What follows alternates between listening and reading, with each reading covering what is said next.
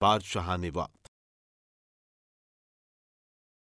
یزید ابن معاویہ قاتل امام حسین علیہ السلام کے بعد اسلامی ممالک کی باغ ڈور ابو سفیان کے گھرانے سے نکل کر مروان ابن الحکم کے ہاتھ میں آ گئی تھی۔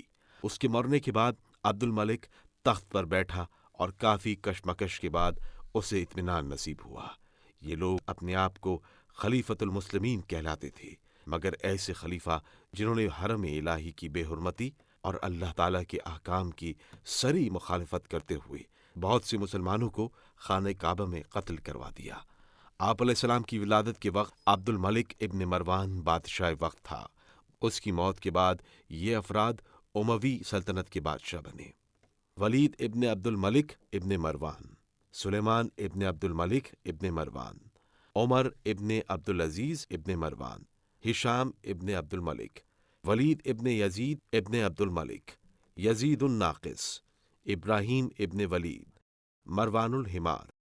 مروان الحمار کے بعد سلطنت بنی امیہ کا چراغ گل ہو گیا اور بنو عباس نے حکومت پر قبضہ کر لیا۔ بنو عباس کا پہلا بادشاہ ابو العباس صفہ اور دوسرا منصور دوانیقی ہوا۔ اسی منصور دوانیقی نے اپنی حکومت کے 2 سال گزرنے کے بعد امام جعفر صادق علیہ السلام کو زہر سے شہید کر دیا۔ عبد الملک کی سلطنت 65 ہجری میں عبد الملک ابن مروان ابن حکم ابن عاص بادشاہ ہوا۔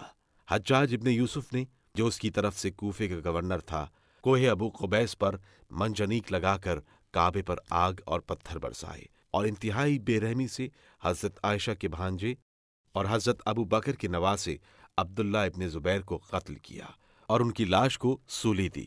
مدینے کے بہت سے انصار و مہاجرین کو قتل کرایا، بہت سے لوگوں کو عمر قید کیا، بہت سوں کو کوڑوں کی سزا دی۔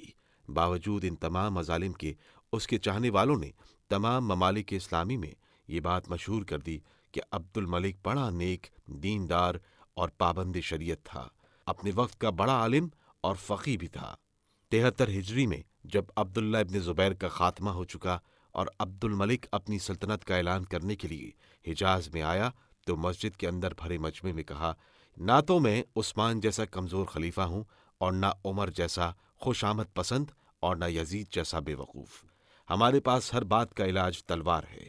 تم لوگ ہم کو تو مہاجرین و انصار کے سے کام کرنے کی تکلیف دیتے ہو اور خود ایسے کام نہیں کرتے۔ خدا کی قسم، آج کے بعد سے کوئی مجھ سے تقویٰ اور پرہیزگاری کے متعلق کہے گا تو میں اس کی گردن اڑا دوں گا۔ مسلمانوں کی بد نصیبی دیکھیے کہ رفتہ رفتہ حکومت کی باغ ڈور ایسے لوگوں کے ہاتھ میں پہنچ گئی تھی جو اسلام کے دوست نما دشمن تھے۔ اسلام کو ان لوگوں نے بہت جلد اس طرح مست کر دیا کہ اس کی صورت پہچانی نہیں جاتی تھی۔ کس قدر تعجب کی بات ہے کہ ایسے بادشاہوں کو جنہیں اسلام سے دور کا بھی تعلق نہ تھا، خوش اعتقاد اور دین فروش مسلمان خلیفہ رسول سمجھتے تھے۔ لکھا ہے کہ یہ بادشاہ تمام ملک عرب میں حد درجہ بخیل مشہور تھا اور اس کے منہ سے سخت بو آتی تھی۔ مورخین کا بیان ہے کہ جب اس کو اپنے بادشاہ بننے کی خبر ملی تو اس وقت قرآن مجید کی تلاوت کر رہا تھا۔ فوراً قرآن کو بند کر کے کہنے لگا: بس تیرے ساتھ یہ میرا آخری معاملہ تھا، یعنی اب تیرا مجھ سے کوئی واسطہ نہیں۔ پہلے تو یہ اپنے آپ کو بڑا دیندار ظاہر کرتا تھا، لیکن سلطنت ملتے ہی فرعونیت سما گئی اور طبیعت کا رنگ بدل کر کچھ سے کچھ ہو گیا۔